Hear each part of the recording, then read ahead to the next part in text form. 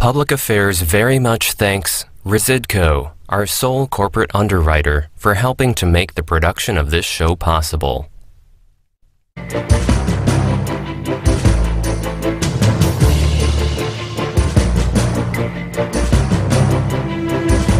That wasn't just my efforts, it was all these grassroots groups, like Illinois Patriots is one of them that we're close with.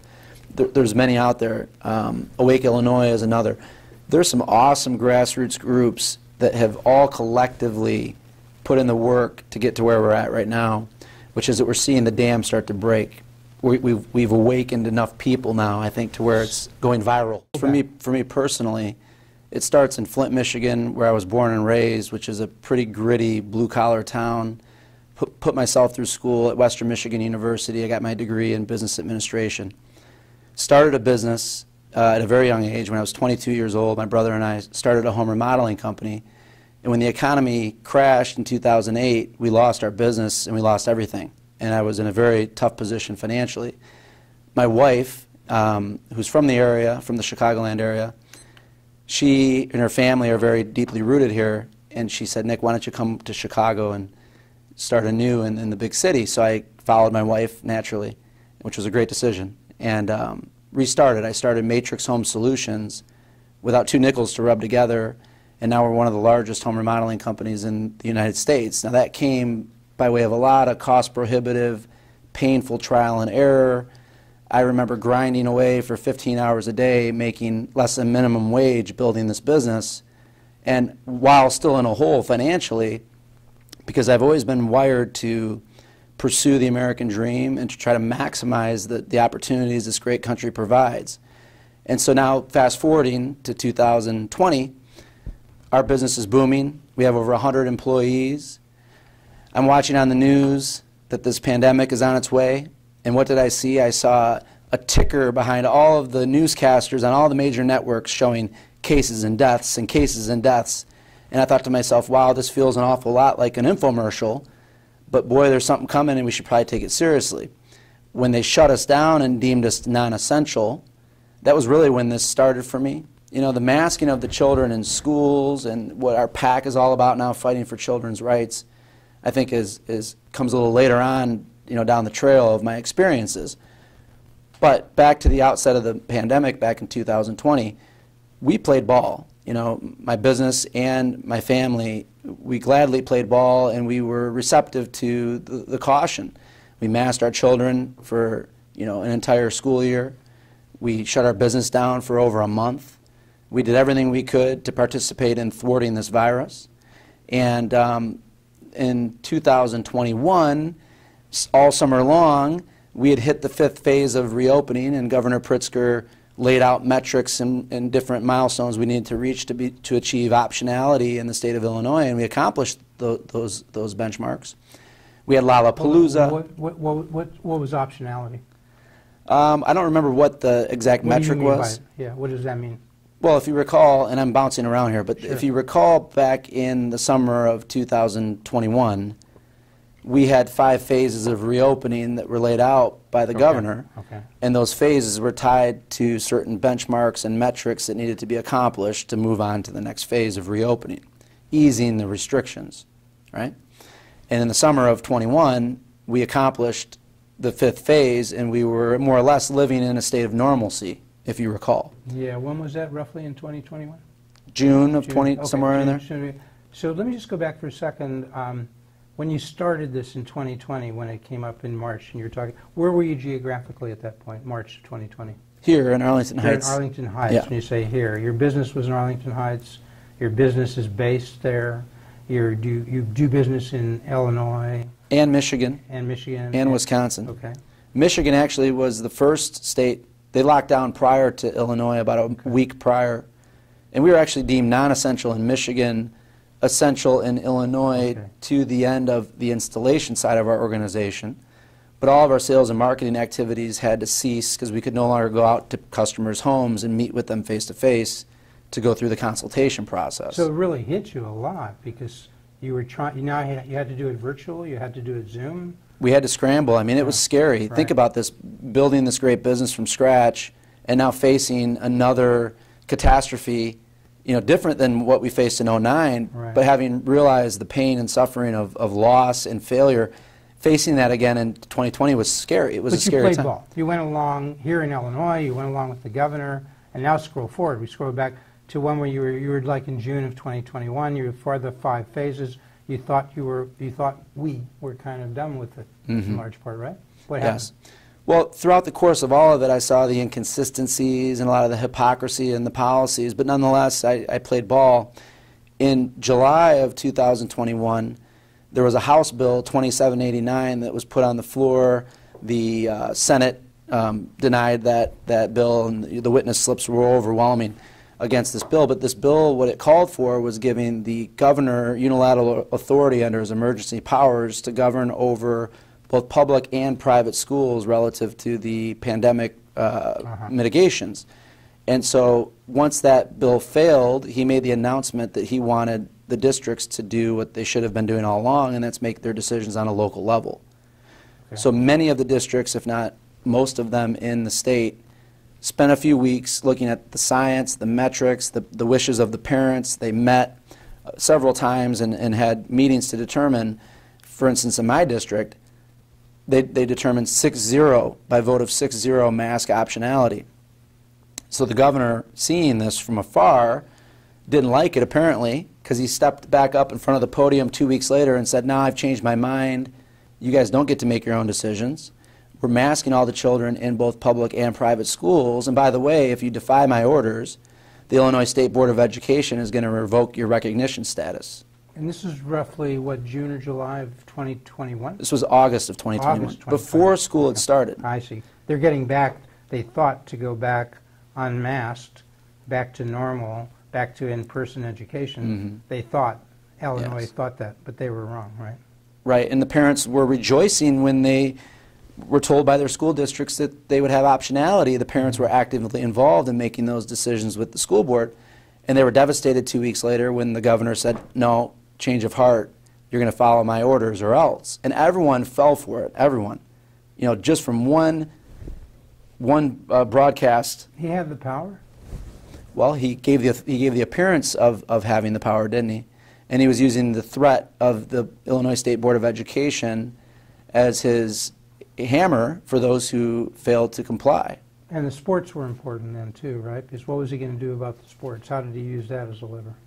Well, the sports came a little bit later. Came later, okay. Yeah. But that's We'll really get to where, for me, the fuse was lit, in terms of just my passion, and that really encouraged me to step up and start to push back against this, because I told my wife prior to the fall of 2021 that if we're going to stay in this state and send our kids to these schools, if they come back out and say at the 11th hour that they're going to mask them against our will, then I'm going to fight. I'm going to fight like crazy, or we're going to leave the state. But you're going to need to accept that. And I made that very clear to her. Right. And she was on board, reluctantly. But, that's where this all began. And not just for me, but for many of these grassroots groups that are popping up. And, it's literally hundreds of thousands of people who are fighting, have been fighting. And when you say it all began, Freedom Initiative Now began roughly then? So literally... That's what kind of organization is that? What do they do? So What do you do in that organization? that's a good question. Let me break down for you Sure. where we started and kind of where we're at now, because it's Okay. evolved. Okay. I was in my basement. I'll never forget it. I have a nice bar down in the basement. I had to have a stiff cocktail to kind of lower my blood pressure. This is where you can relax a little bit. Yes, and so I called. I sponsor the AM 560 radio station. I sponsor the Freedom Summit through Matrix Home Solutions. So I already had a good Rolodex of connections. Okay. And I called my friend, he's the host of Black and White Radio. His name's John Anthony. We know John. He's a former guest of Public Affairs. Yes, okay, great guy. Called him up. I said, "John, who should I call and talk to about this? Because I feel like this is wrong, and we need to take action. And is there an attorney you could put me in contact with?" And he said, "I have a great one for you. He's downstate, but he's been fighting all along against these mandates. His name's Tom DeVore, and I'm going to connect you guys on a text. I'm going to put you guys together on a text thread and see if you can get on the phone with Tom and have a conversation." Tom and I had a conversation that night for probably 2 hours on the phone, and he was walking me through from the outset kind of where he saw this going and where he figured it would end. And so I asked Tom, I said, would you be willing to come up to the northwest suburbs and attend an event that I'm looking to host at Dirty Nelly's, which is like a concert venue bar in Palatine, Illinois. And I said, it's in 48 hours. Sorry for the short notice, but I think it'd be great for you to come up here and speak to the parents that are going to be there, help them understand what their rights are in this moment and how they can push back against this. He accepted. Darren Bailey came up, he attended. Mayor Pekau came from Orland Park, he attended. And we created a speaker lineup, and this was all on a whim. We had about 140 parents show up to this venue, all outraged over what was happening. And they were all very intently paying attention to what these gentlemen had to say. And so we began educating people through the events that we've had, educating them on the issues, educating them on how it is that we arrived at this place, how it is we can push back against this, and giving them motivation to speak up and not be afraid to use their voice. Because that was the thing I noticed right away, is that the room was comprised of mostly mama bears. 90% mothers were out there fighting on the front lines. But many of them were afraid to be vocal and to speak out and to share their feelings because there was so much pressure from society to comply and not open your big mouth. And people were losing friends and relationships and reputations. How many roughly were there at that event that you're talking about now? We had 140 at the first event. Okay. Okay. Then 2 weeks later, we did another one at the Cotillion. We had over 500 people at that event. And my mission from that moment was... These are mostly people out in Arlington Heights, outside of Arlington Heights, portions of mostly northern Illinois? Yeah, we've had events in Tinley Park. We've had events in Rolling Meadows. We've had events in Palatine, Naperville, Illinois. You were just there at the gubernatorial town hall. So to go back to your question of what it is I've been doing, what we've been doing, we weren't even an organized PAC at that time. That was just Nick Richmond rallying my friends and neighbors and bringing them to these venues to have conversations. But now you are an organized PAC. Yeah, I realized that between hiring and bringing in speakers and selling tickets and hosting, having a security team there, and it was starting to turn into almost like a business very quickly. So, and legally and from a liability perspective, I said, okay, I better slow down here for a minute and get established and figure out what exactly our pathway is going to be now that we've established this grassroots movement, which quickly became thousands of people who were motivated and activated. So you're a 501c3 and also a 501c4? And 527. What does that mean for people? What do you do as a part of those organizations? Well, the variety gives us the ability to attack different initiatives. So there's certain things we can't do within the 527 that we can do in the 501c4 or the 501c3. So all together you can do quite a bit. We created a super PAC basically that gives us the flexibility to operate on pretty much any initiative we want, so long as we're compliant within the parameters of how that works. You put in a lot of your own money and your colleagues' money, right? How much roughly? Yeah, so we put about $250,000 of our own cash into this to get things started. So that was a big step, and that is a testament, I think, to how my business partner and I feel about America and protecting freedom, and we appreciate. So you can get it to the current. We're taping this on February 23rd, but a few things happened toward the end of the year with your family that might be a good example to talk about happened with others. Sure. In terms of your kids, in terms of where they are and what schools they go to. Tell us about that. Yeah, so our two boys went to Our Lady of the Wayside, which is a great Catholic school right there in Arlington Heights, Illinois, under the Archdiocese of Chicago. My daughter, who's 4, who hadn't gone to school full-time prior to this, I told my wife, I said, there's no way I'm going to put a mask on her face all day, my beautiful daughter's face. And by the way, when she puts a mask on, she's a totally different girl. She doesn't talk, she doesn't socialize, she clams up. So that in and of itself was a non-starter for me. Christian Liberty Academy, which was right there in Arlington Heights as well, Pastor Calvin Lindstrom, and his father, by the way, was an advocate for freedom and liberty, hence the name Christian Liberty. He defied the orders immediately. They stripped his recognition status. They did exactly what they said they would do, and he said, I don't care. You can take your recognition status. It doesn't matter. I'm bursting at the seams with people who are enrolling their children here at this school that want optionality. So that's where I enrolled my daughter, was at Christian Liberty. To take a step back, that was actually the school where we held one of our best events, which was Kayleigh McEnany as the headliner. Okay. Hence part of the reason why we had to fund this Former PAC. press secretary for President Trump. Yes. And many other things that she did as well. Which was a beautiful event. We had about 800 people there at that event. Okay. So, you know, I became very close That with was Christian in Liberty. September or so of last year? Yes. But keep going forward. We're going to run out of time. Get back to the decisions you made in terms of your family, where your kids are in school now, and where we are as of February 23rd in terms of masking in Illinois or So wherever we want to talk.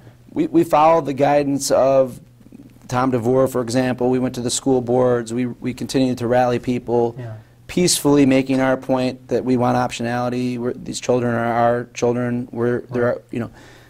And then I told my wife, I said, come December 1st, if this is my drop dead date, December 1st, if by then they haven't lifted the mandates, then we're going to need to go to a different state where we can put these kids into a school where masking is optional. Now, it just so happened we had a second home in Naples, Florida, so it was an easy transition for us just to go to our other home.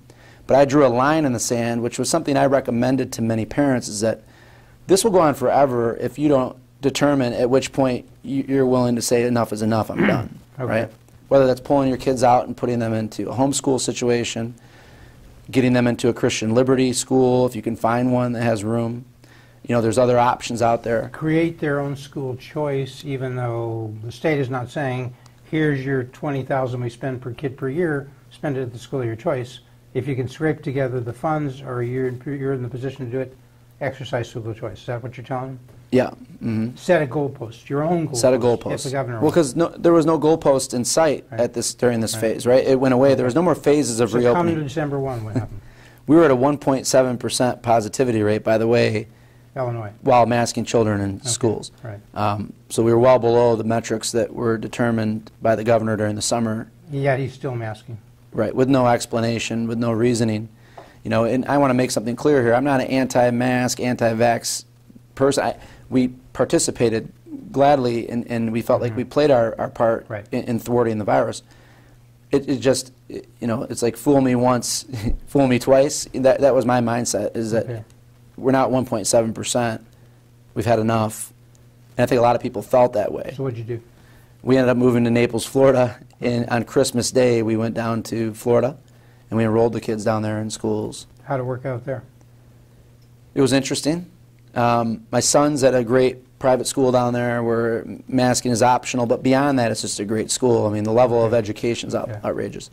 His acceleration was so noticeable. This is probably the one thing I was most excited to see is, will I see a noticeable difference in him academically, socially, as a result of being in a school where he can see his teacher's face, see his fellow classmates' faces, not be muzzled all day long. And I saw that difference immediately. The level of math that he was bringing home, reading, writing, it's off the charts how well he's doing in just a short period of time down there. And I think that's evidence that the masks do affect these children. So we've heard that along the shutdowns, the lockdowns, the lack of in-person education. Wirepoint's other entities have been writing about this, lots of research and data talk about this is not helpful for kids. They need to see their teachers. They need to see their fellow classmates, see it, not masked. We've seen that. People have talked about depression, suicides, all of that. You're saying you saw some of this just in the attitude of your kids being unmasked. And so shouldn't we, okay. Well, I think an important point to make is that What's the point? My daughter at Christian Liberty, see, most of what I think and how I feel and what I believe stems from my experiences. It's not from Fox News, okay, or propaganda media. I just have critical thinking skills. And my daughter at Christian Liberty, mask optional, almost 90% of the students and the staff did not wear masks. Our Lady of the Wayside, it was very strict. Mask over the nose, constantly, beating that into my kids' heads. I got an email from both schools for every exposure, every case, and guess what? I saw no difference whatsoever between those two schools. In fact, I think Christian Liberty has more student body than Our Lady of the Wayside. And I would be willing to say it may have been even less of that coming from Christian Liberty. Not necessarily a scientific sample, but your sample shows either no effect or harmful effects of the masking, right? I could go back through my emails if I had the time and probably do a comparison to tell you, hey, I had 60 emails from Our Lady and I had 40 from Christian Liberty. Okay. But the point is, to me, okay, just using common sense, that's evidence to me that the masking of the children isn't making a difference. Do we have data? Shouldn't we look in, because the governor in this state, Governor Pritzker likes to say, science and data, science and data. Has he been using the science? Has he been telling us the data he's looking at? Have we been debating the data? Some of the more recent statements he's made is that we're still wearing the mask because other surrounding states like Minnesota, which I don't really consider a surrounding state, are seeing a high case of hospitalizations. If you watch... Why does that matter to Illinois? It's just BS that he was pulling out of thin air to justify why he was doing what he was doing. So my answer to your question is no, there was no data or science. So where are we now, February 23rd? In Illinois, Florida, I believe we're in a good place. I believe we're in a good place. It makes me feel good to know that we were a part of a movement that made a difference, a meaningful difference. And I think we're only seeing the tip of the iceberg. Tom DeVore, the brave man that he is, he put 100 or 145 school districts on a lawsuit and took it to Sangamon County, and a judge looked at the case that he was making, which there's no due process here. Right? This is unlawful. The governor hadn't exercised. You had the governor and whatever rules they had not adhered to due process. So the judge said what? The judge determined that the masking of the children in schools was not only unlawful, but she said it was the type of evil that these laws were put in place to protect against. And I believe that was a very profound statement from the judge. So she declared basically that order of his null and void. Null and void. Yes. He took it up to the appellate court, and the appellate court said it's moot for various reasons. We don't have to go into it. So essentially that upheld or affirmed the lower court. Mm-hmm. And the governor now is saying what, he's going to take this to the Illinois Supreme Court? He's threatening to take it to the Illinois Supreme Court. We have about 800 school districts, 700 or so are mask optional, and you're telling me, and other people are telling me, people in exercising their options are way more exercising the option not to mask, right? The decision that was made by that judge gave the people the confidence to do what they should have done in the first place, which is stand up for what they believe and say, we're not doing this, we're done. And as a result, these districts, the school boards, even the ones that wanted to keep masking the children, have relented. You think we're pretty much, he can appeal it to the Supreme Court or not? In your view, we're probably going to be able to be mask optional with most parents deciding not to mask their kids. Is that your surmise at this point? Let's see if he goes to the Supreme Court, and let's see what they say. I think it's a bad move on his part, personally, and I think it's bad either way, despite how they made rule. Let's just say the Supreme Court says, no, you have to put the mask back on, we're going to side with the governor. Well, do you think now all these parents and these students that have gotten a taste of optionality are going to put them back on again? Do you really think that they're going to comply? So what are they going to do? Just basically... They're going to make them look stupid because they're not going to. They can't force these people to wear the mask. They're not going to tape them to their head. So why is he doing this? Why? You know a little bit. You've certainly been in Illinois quite a while, a fair amount of time.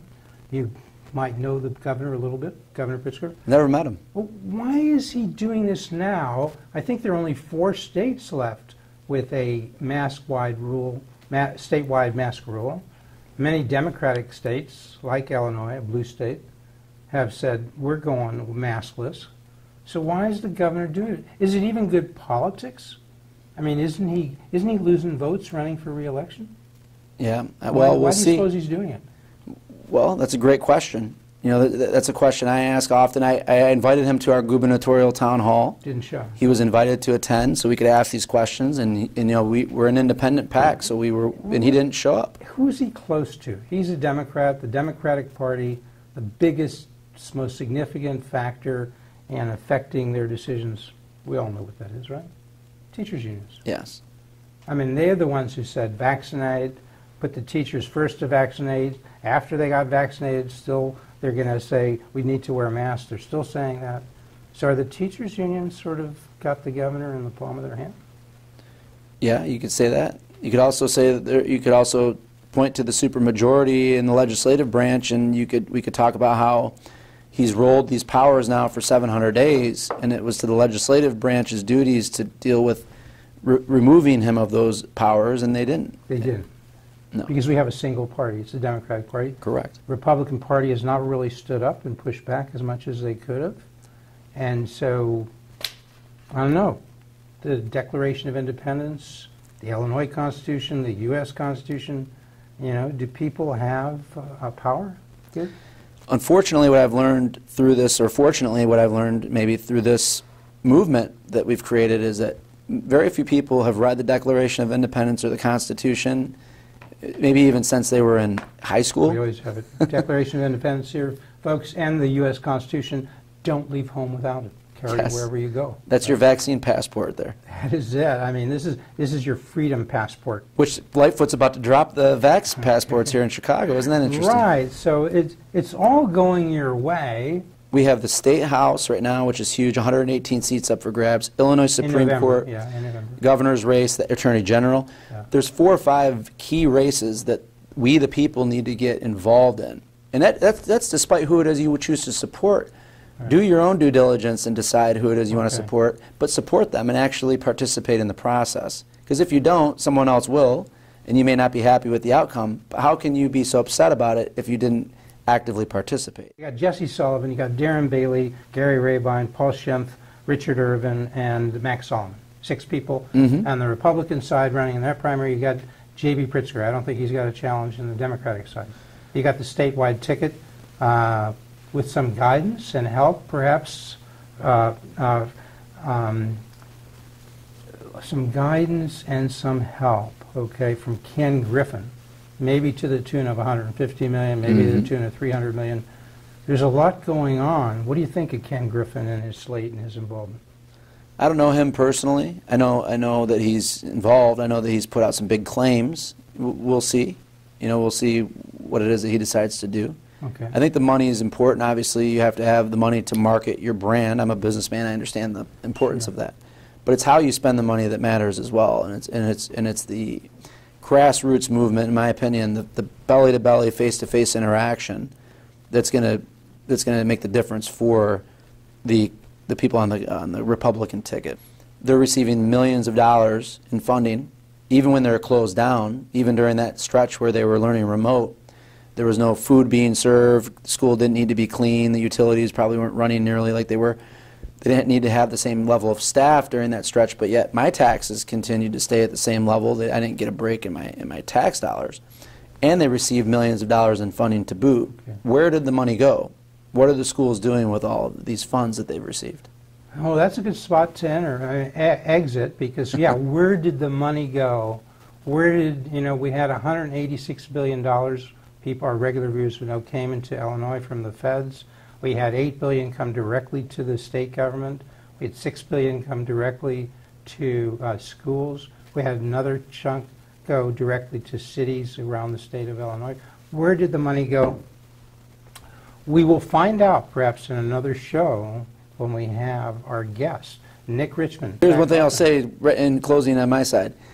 If a dumb kid from Flint, Michigan can rally thousands of people in 6 months' time to push back the way that we have, imagine what everyone could do collectively if they put in a tenth of that effort. And I think that's the message I want to keep pounding in everyone's head, is that you need to get involved. If you don't get involved, this isn't really the biggest threat we face, right? The masking of the children and the pandemic. It's the division of people, I think, is one of the biggest threats that we face right now. And it's the apathy that people have shown throughout the course of this. Their willingness to be conditioned and controlled. And if we allow that to continue, it's only going to be a matter of time before we deal with the next pandemic, shutdown, restriction, and our liberties are going to continue just to get chiseled away if we don't get actively involved. All right. Thank you so much, Nick Richmond. Come back often, come back soon, and thank you for watching Public Affairs.